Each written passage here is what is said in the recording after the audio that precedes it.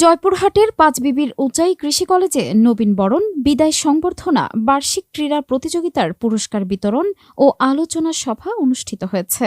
শনিবার দুপুরে কলেজ প্রাঙ্গণে প্রতিষ্ঠানের অধ্যক্ষ কৃষিবিদ মোহাম্মদ রোস্তম আলীর সভাপতিত্বে আলোচনা সভায় প্রধান অতিথির বক্তব্য রাখেন উপজেলা নির্বাহী অফিসার মোহাম্মদ মাহমুদুল হাসান।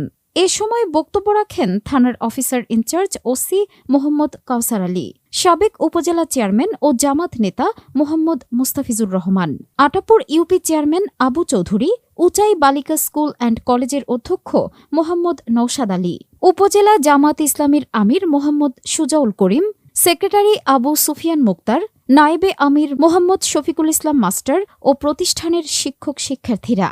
আলোচনা শেষে নবীন ও বিদায়ী শিক্ষার্থীদের ফুলেল শুভেচ্ছা দেওয়া হয়। শেষে ক্রীড়া প্রতিযোগিতায় অংশ নেওয়া বিজয়ীদের মাঝে পুরস্কার বিতরণ করেন অতিথিরা। আগামী 2-1 মাসের মধ্যে আরো 10 জনের অর্থ ছাড় হবে।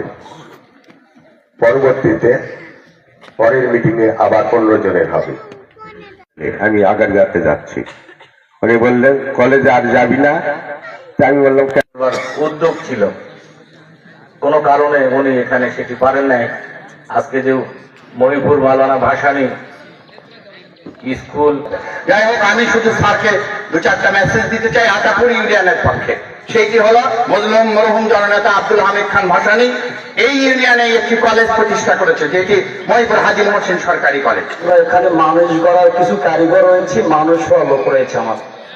আমাদের যারা মানুষ গড়ার কারিগর, তাদের দায়িত্ব এবং কর্তব্য হচ্ছে শিক্ষার্থী কিভাবে লেখাপড়া। তাদেরকে নিয়ে আজকের এই আয়োজন। বরণ এবং বিদায়ী শিক্ষার্থী ভাই বোনেরা, সভাপতি রইল আমার সালাম, আসসালামু আলাইকুম। আসলে বক্তৃতা অনেক হয়ে গেছে।